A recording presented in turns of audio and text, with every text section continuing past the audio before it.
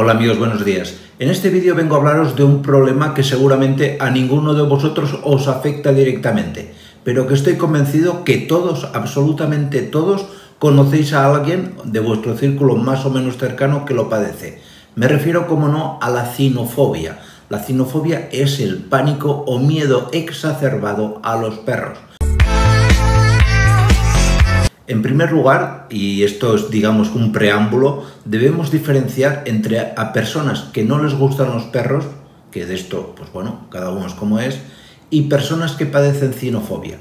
La cinofobia es algo totalmente irracional y además la persona que lo padece es consciente de que es irracional. De hecho, estas personas sufren porque les gustaría a lo mejor llevarse bien con los perros, pero no son capaces de superar este pánico. De hecho, incluso manifiestan síntomas como sudores, temblores y demás cada vez que ya de lejos pueden ver que se les acerca un perro. Es algo completamente irracional. ¿Cuáles son las causas o motivos por los cuales una persona desarrolla la cinofobia? Pues generalmente, en la mayoría de casos, la cinofobia se genera durante la infancia y suele estar ligada a dos grandes causas. Una, a un desencadenamiento de lo que conocemos como el reflejo condicionado, el reflejo de Pavlov, es decir, que el niño de pequeño asoció el perro a una mala experiencia que tuvo. Por ejemplo, un experimento muy típico de Pavlov, que evidentemente os parecerá tétrico, pero que se llevó a la práctica, era coger un bebé recién nacido y ponerle una rata al lado.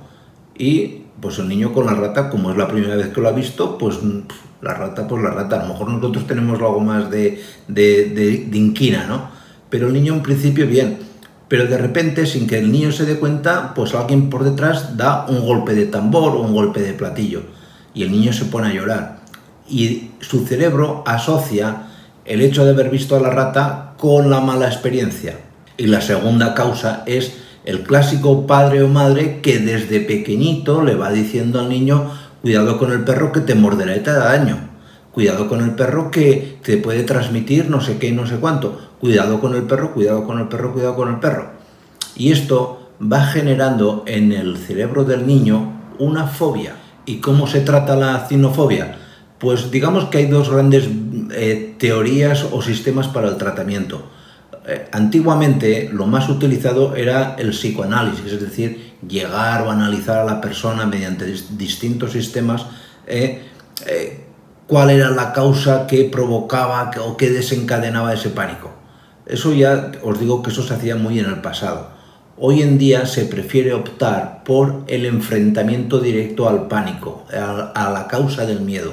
Evidentemente, si una persona tiene fobia a los perros, no le vas a soltar directamente a los perros. Pero sí que ya hay protocolos en los cuales primero se coja al paciente y se le enseña por televisión a los perros. Luego, y ahí entramos a formar parte de los veterinarios, se le acerca poco a poco a un perro enjaulado, a un perro donde la persona vea que no le puede hacer ningún daño y que ella se vaya habituando poco a poco. Y al final, en la mayoría de casos, ayudado por un adiestrador canino o por un veterinario, la persona poco a poco va entrando ya en un contacto directo con el animal. Pues bueno, esto es lo que os quería contar sobre la cinofobia en este vídeo. Espero veros en los siguientes y sobre todo, y muy importante, cuidaros mucho. Chao.